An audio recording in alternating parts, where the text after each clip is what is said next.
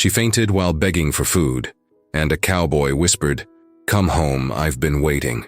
The Wyoming sun blazed mercilessly overhead as Sarah Mitchell stumbled down the dusty main street of Cedar Ridge, her worn boots dragging against the wooden planks of the sidewalk. The corset beneath her faded blue dress felt like iron bands around her ribs, each breath a struggle against both the restrictive fabric and the gnawing emptiness that had become her constant companion. 3 days. 3 days since she'd last eaten anything substantial, and the meager coins in her reticule wouldn't buy her more than a stale biscuit. The other women in town looked at her with a mixture of pity and suspicion. A widow alone was either a burden or a threat, and Sarah had learned she was seen as both. "Please," she whispered to Mrs. Henderson outside the general store, her voice barely audible above the creaking of wagon wheels and the distant lowing of cattle. "I can work, I can clean, cook, anything. You need?" The older woman's face hardened, her gray eyes scanning Sarah's thin frame with disapproval. "We've got no work for your kind here. Best you move along before folks start talking more than they already are." Sarah's cheeks burned with shame, but she pressed on. Each rejection felt like a physical blow, but the alternative, starvation, drove her forward. The saloon doors swung open with a crash, and she caught the scent of roasted meat that made her stomach clench painfully. She approached the next group of men lounging outside the Silver Dollar, their conversation dying as they noticed her approach. Their eyes traveled over her threadbare dress, the desperate set of her shoulders, the way she clutched her empty reticule. "Gentlemen," she began, forcing her voice to remain steady despite the tremor in her hands. "I'm willing to work for food. I can..." "Work?" One of them, a heavy-set man with tobacco-stained teeth, laughed crudely. "What kind of work you offering?" "Sweetheart." The implications in his tone made her step back, but her hunger drove her to try once more. "Honest work, sir. Cleaning, mending, cooking. Ain't no honest work for a woman alone out here," another added, his eyes cold. "Less you're willing to work upstairs at the saloon." The words hit her like a slap. Sarah's vision blurred, whether from tears or the weakness that had been growing stronger each day. She couldn't tell.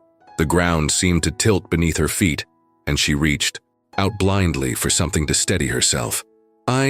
She started, but the words died in her throat. The world spun around her, the faces of the laughing men becoming indistinct shapes. Her knees buckled, and she felt herself falling, the wooden planks rushing up to meet her. The last thing she heard before darkness claimed her was the sound of spurs jingling against wood, quick and purposeful, coming closer. When awareness returned, it came slowly, like surfacing from deep water. She felt strong, arms beneath her, cradling her against a broad chest that smelled of leather and sage. A voice deep and gentle spoke words that seemed to come from a dream. "Come home. I've been waiting." Sarah's eyes fluttered open, struggling to focus on the face above her. Sun-weathered skin, deep brown eyes that held a kindness she hadn't seen in months, and a jaw covered with dark stubble. But it was the recognition in those eyes that made her breath catch. "Cole," she whispered, unsure if she was dreaming. James Coleman's face was older now, marked by 20 years of hard living under the prairie sun, but the gentle smile was exactly as she remembered from their youth. "Hello, Sarah. It's been a long time." The men who had been taunting her moments before had scattered, and she could hear Cole's voice firm and commanding, addressing someone nearby. "Doc, I need you to take a look at her. And Tom, send word to my ranch that I'll be delayed." "Cole, you don't understand." Sarah struggled. To sit up, mortification washing over her. "I can't. I don't have money for a doctor." His arms tightened around her, keeping her still. "Hush now. Money's not your concern anymore." His voice dropped to that same gentle whisper she'd heard when consciousness first returned. "I meant what I said, Sarah. Come home. I've been waiting for you longer than you know." The words should have sounded impossible, should have been too much to believe, but as Cole lifted her effortlessly and carried her toward the doctor's office, Sarah felt something she hadn't experienced in months. Hope. The familiar strength of his arms, the determined set of his jaw, the way he spoke to her as if she were precious rather than a burden. It all felt like stepping back into a life she'd thought was lost forever. Behind them, the saloon doors swung shut, and Cedar Ridge continued its daily rhythm. But for Sarah Mitchell, everything had changed in the space of a heartbeat. In the arms of the boy she'd once loved, now grown into a man who spoke of waiting and coming home. She began to believe that perhaps her story wasn't ending in desperation after all. As Doc Miller's office door closed behind them, shutting out the harsh judgment of the world outside, Sarah allowed herself to hope that maybe, just maybe, she was about to discover what it meant to be wanted again. Dr. Elias Miller's office smelled of carbolic acid and whiskey, the familiar sense of frontier medicine that had seen countless cowboys through gunshot wounds, broken bones, and prairie fever. Sarah found herself on the examining table, acutely aware of how her ribs showed through the thin fabric of her dress, as the elderly physician listened to her heart. "Malnutrition," Doc Miller pronounced, his weathered hands gentle despite their clinical efficiency. "When did you last have a proper meal, Mrs. Mitchell?" Sarah supplied quietly, her eyes finding Cole's across the small room. He stood with his hat in his hands, his broad frame filling the doorway as if he were standing guard. "Sarah Mitchell, and it's been some time." Cole's jaw tightened at her admission, but he said nothing, waiting for the doctor to finish his examination. Sarah caught glimpses of the man he'd become, the confident way he held himself, the expensive cut of his clothes despite their practical nature, the deference the doctor showed him.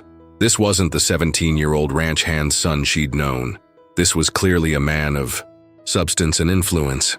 "She needs rest, regular meals, and time to build her strength back up," Doc Miller told Cole, as if Sarah weren't right there. It was a common enough practice, but Cole's response surprised her. "Tell her, Doc, not me. She's perfectly capable of hearing what she needs to know about her own body." The doctor blinked, then turned to Sarah with barely concealed surprise. "As I was saying, Mrs. Mitchell, you'll need to take things slowly. Your body has been running on empty for too long. Start with broths and soft foods. Work your way up to regular meals over the next week or two." Sarah nodded, though the practical matter of where these meals would come from remained unspoken. She caught Cole watching her, those brown eyes studying her face with an intensity that made her self-conscious. "Thank you, doctor," she said softly. I'll manage somehow." "No," Cole said simply, stepping forward. "You'll come to my ranch. We'll make sure you get what you need."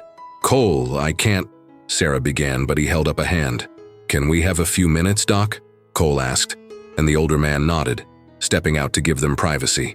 The silence stretched between them, 20 years of separation suddenly feeling both like forever and like no time at all. Sarah pulled her shawl tighter around her shoulders, acutely aware of how she must look, thin, desperate. Nothing like the 16-year-old girl who'd left Cedar Ridge with such high hopes. "You recognized me," she said finally, her voice barely above a whisper. Cole moved closer, his spurs jingling softly against the wooden floor. "I'd know you anywhere, Sarah Elizabeth Conway, even after all these years." The use of her maiden name brought tears to her eyes. "I'm not that girl anymore, Cole. I'm a widow with nothing to my name, no family, no prospects. I can't be your charity case." "Charity?" Cole's laugh was soft but held an edge. "Sarah, look at me." She raised her eyes to his, seeing the earnestness. There, the way his hands worked nervously at the brim of his hat. "I bought the old Morrison place 5 years ago," he said quietly. 8,000 acres of the best grazing land in Wyoming territory. I've got 2,000 head of cattle, 12 men working for me, and a house that's too big for one person. He paused, his voice growing rougher. "But every time I sit on that front porch at sunset, I think about the girl who used to talk about wanting to see the whole world spread out before her. Like a painting." Sarah's breath caught. She remembered those conversations, stolen moments by the creek when they were young and full of dreams. "I'm not that girl," she repeated, but with less conviction. "Maybe not," Cole acknowledged. "But I'm not that 17-year-old boy either. I'm a man who spent 20 years building something worth having, and I'd like to share it with someone who understands what it means to fight for a dream." He reached into his vest pocket and pulled out something that made Sarah's heart stop. A small, faded ribbon, blue as a summer sky. "You gave me this the day your family left," he said, holding it carefully. "Said you'd come back someday, when you'd seen enough of the world to know where you belonged." Sarah stared at the ribbon, remembering the 16-year-old girl who'd tied it in her hair that morning, who'd believed the world was full of endless possibilities.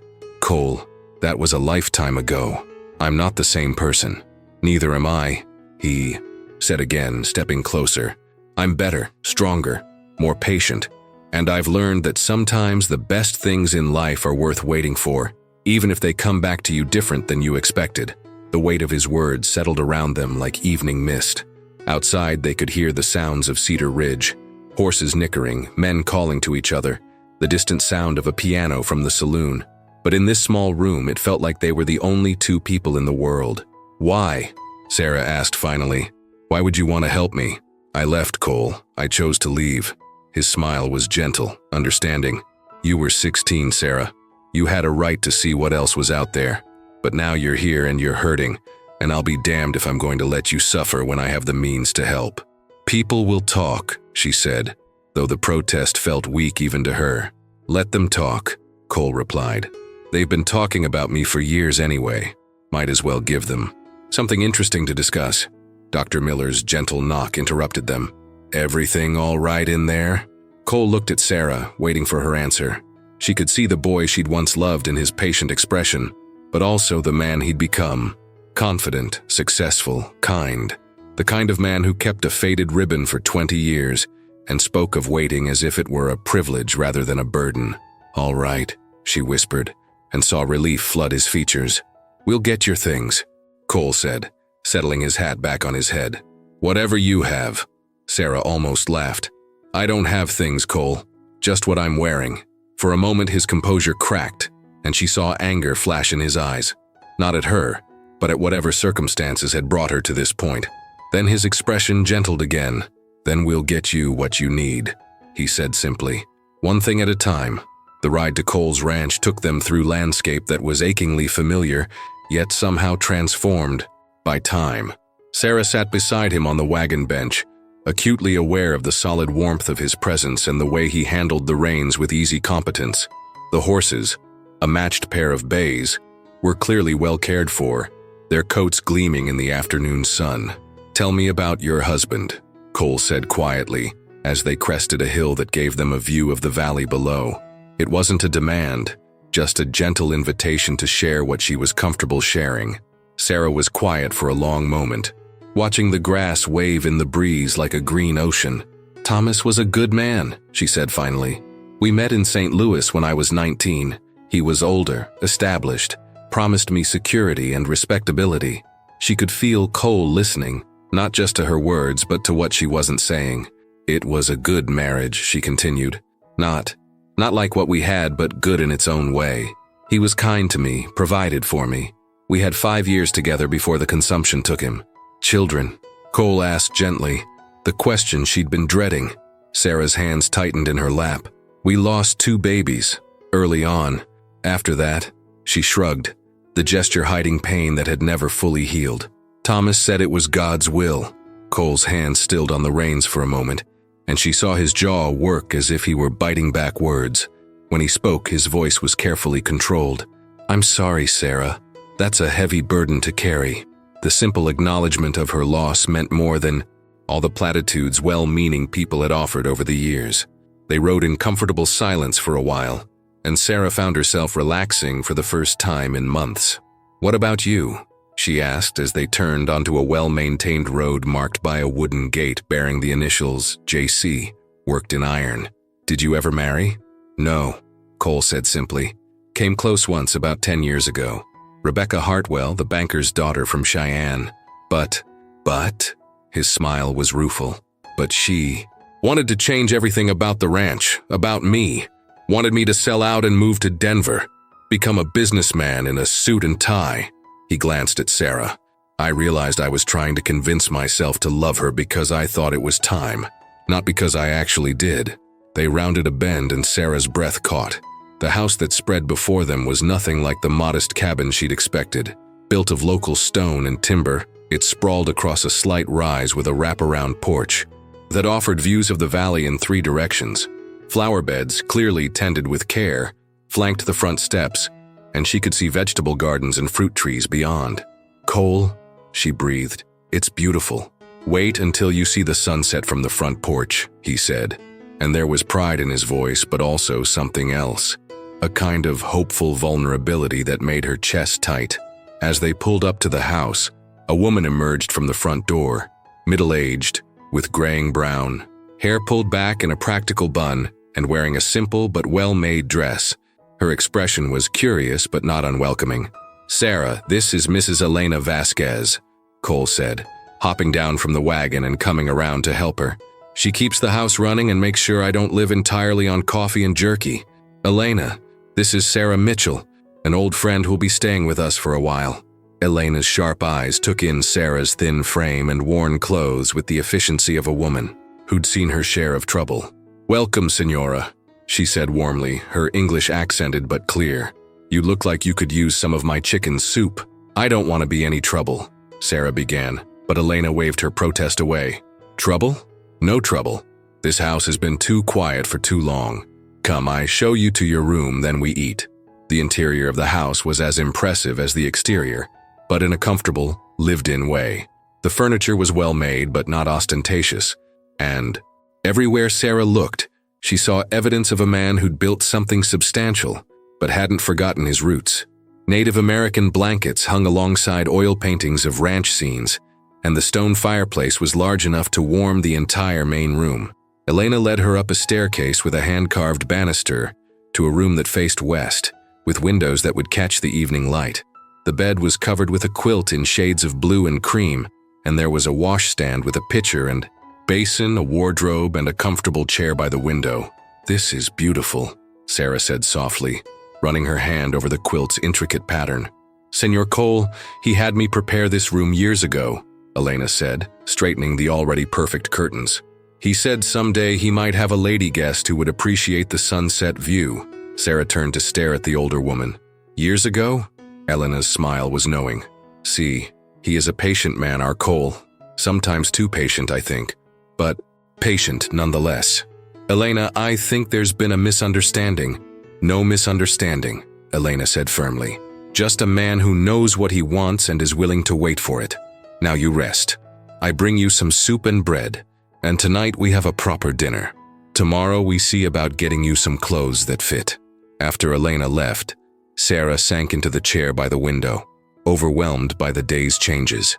This morning she'd been begging for food on the streets of Cedar Ridge. Now she was in a beautiful house, being cared for by people who seemed genuinely glad to have her here.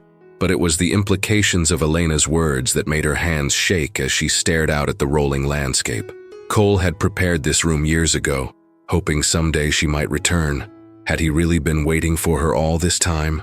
A soft knock interrupted her thoughts, and Cole's voice came through the door. "Sarah, Elena's bringing up some soup, but I wanted to give you this first." She opened the door to find him holding a package wrapped in brown paper. "What is it?" "Just some things from the general store. A dress, some other necessities. I had to guess at sizes, so if they don't fit, Elena can take them back tomorrow." Sarah stared at the package, throat tight. "Cole, I can't keep taking things from you. I have nothing to give in return." He stepped closer, and she could see the intensity in his dark eyes. "Sarah, you gave me something 20 years ago that I've treasured ever since. Your friendship, your trust, He paused, seeming to choose his words carefully. "Your belief that I could be more than just another ranch hand's son. Cole, just accept the clothes, Sarah. Everything else, we'll figure out as we go." As he turned to leave, Sarah caught his arm. "Why are you doing this, really?" Cole looked down at her hand on his sleeve, then back at her face. "Because 20 years ago, I let you leave without telling you how I felt. I was young and proud and thought I had all the time in the world." His voice grew rougher. "I won't make that mistake again." The weight of his words settled around her as he left, closing the door gently behind him. Sarah sank back into the chair, staring at the package in her lap. Outside, the sun was beginning to set, painting the sky in shades of gold and crimson that took her breath away. For the first time in months, Sarah Mitchell allowed herself to believe that maybe, just maybe, she was home. 2 weeks at the Coleman Ranch had worked a transformation in Sarah that went beyond the physical, though that change was remarkable enough. Elena's cooking and the regular meals had put some flesh back on her bones, and the new dresses Cole had quietly provided, better-fitting ones after that first day, made her feel human again rather than like a scarecrow in rags. But it was the deeper healing that surprised her most. The constant knot of anxiety in her chest had begun to loosen, replaced by something she'd almost forgotten existed: peace.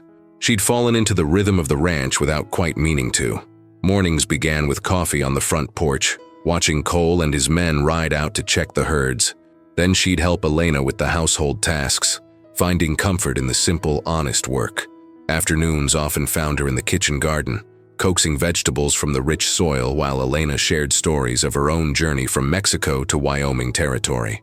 "You have good hands for the earth," Elena observed one afternoon, watching Sarah carefully transplant tomato seedlings. Plants they know when someone understands growing things. Sarah sat back on her heels, wiping her hands on her apron. "My mother had a garden back in Cedar Ridge. Before we left for St. Louis, I helped her every day. I'd forgotten how much I missed it." "Senor Cole, he planted this garden the second year he owned the ranch," Elena said, settling beside her with a grunt. "Said a house wasn't a home without something growing around it. But he never had time to tend it proper until now." "Until now?" Elena's dark eyes twinkled. "Until he had a reason to make sure it was beautiful." These conversations had become typical. Elena had a way of dropping hints about Cole's feelings and intentions that left Sarah both warmed and unsettled. Because the truth was, she could feel herself falling back under his spell, and it terrified her. She'd loved him once with the pure, uncomplicated intensity of youth. What she felt now was more complex: gratitude mixed with attraction, comfort layered with desire, and underneath it all, a growing recognition that the boy she'd once known had become exactly the kind of man she could love with her whole heart. That evening, as had become their custom, she found Cole on the front porch after dinner, watching the sunset paint the sky in brilliant oranges and purples. He rose when he saw her, offering her the chair with the better view, but she shook her head and settled on the porch steps instead. "Elena's inside, muttering about stubborn Americans," Cole said with a chuckle, settling beside her on the wide steps. "What did you do now?" "I offered to help with the washing tomorrow," Sarah said, pulling her shawl closer against the evening cool. "She seems to think I'm still too weak for real work." "Are you?" Cole asked, and there was genuine concern in his voice. Sarah considered the question seriously. 2 weeks ago, she wouldn't have been able to spend an afternoon in the garden without exhaustion. Now she felt stronger than she had in months. "No, I don't think I am. I feel better, really better." They sat in comfortable silence for a while, listening to the sounds of evening settling over the ranch, cattle lowing in the distance, the soft nickering of horses in the corral, the rhythmic creak of the windmill by the barn. "Cole," Sarah said finally, "I need to ask you something, and I need you to be honest with me." She felt him, tense beside her. "All right. What happens when I'm fully recovered? When I'm strong enough to make my own way again?" She turned to look at him, seeing the way the dying light caught the strong lines of his profile. "I can't stay here indefinitely. People are already talking."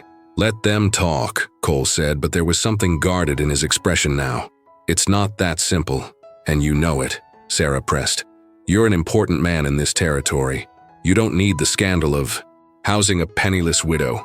Cole was quiet for so long that Sarah began to think he wouldn't answer. When he finally spoke, his voice was careful, measured. "What if I told you I didn't want you to leave? What if I said I hoped you'd stay here permanently?" Sarah's breath caught. "Cole, I know it's too soon," he said quickly. "I know you're still grieving your husband, still finding your feet again. But Sarah, these 2 weeks, having you here, talking with you every evening, watching you bring life back to Elena's garden." He turned to face her fully. "It's made me realize how empty this place was before you came." "You're offering me security," Sarah said quietly. "Just like Thomas did." Cole's jaw tightened. "No, I'm offering you partnership, a chance to build something together." He reached out, covering her hand with his own. "Thomas offered you security because he thought that's what women needed. I'm offering you a choice because I know you're strong enough to make your own decisions." The distinction mattered, Sarah realized. Thomas had taken care of her, yes, but he'd also made all the decisions, assuming she'd be content to follow his lead.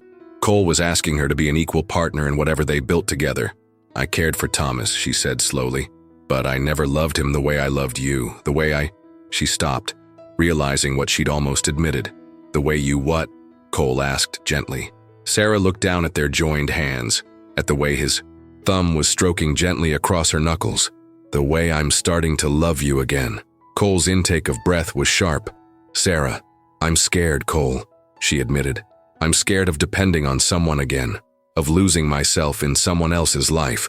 But I'm also scared of leaving, of walking away from something that could be beautiful." Cole lifted their joined hands, pressing a gentle kiss to her knuckles. "Then don't leave. Stay, and let's see what we can build together. Not because you have, but because you want to. People will expect us to marry," Sarah said.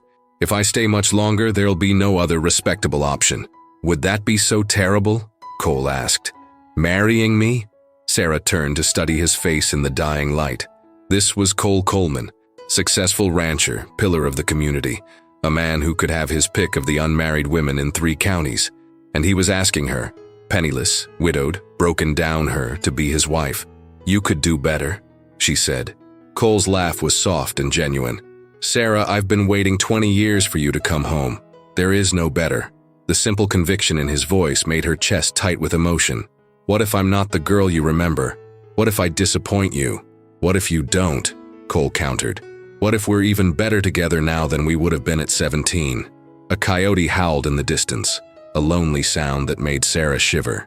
Cole noticed immediately, shifting closer and putting his arm around her shoulders. The gesture was protective but not possessive, comforting without being demanding. "I need time," Sarah said quietly. "Not much, but some. To be sure I'm choosing this for the right reasons." "Take all the time you need," Cole said, and she could hear the relief in his voice that she wasn't saying no. "I've waited this long. I can wait a little longer." As they sat together on the porch steps, watching the first stars appear in the darkening sky, Sarah felt something shift inside her chest. The tight, anxious feeling that had lived there for so long was giving way to something else. Something that felt suspiciously like hope. Maybe, just maybe, she was about to discover that some things were worth waiting for.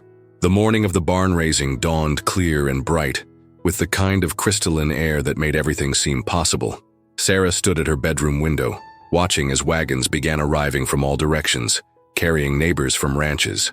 Scattered across the territory, it had been Cole's idea to combine the practical need for a new barn with an opportunity for Sarah to meet the community as his intended bride.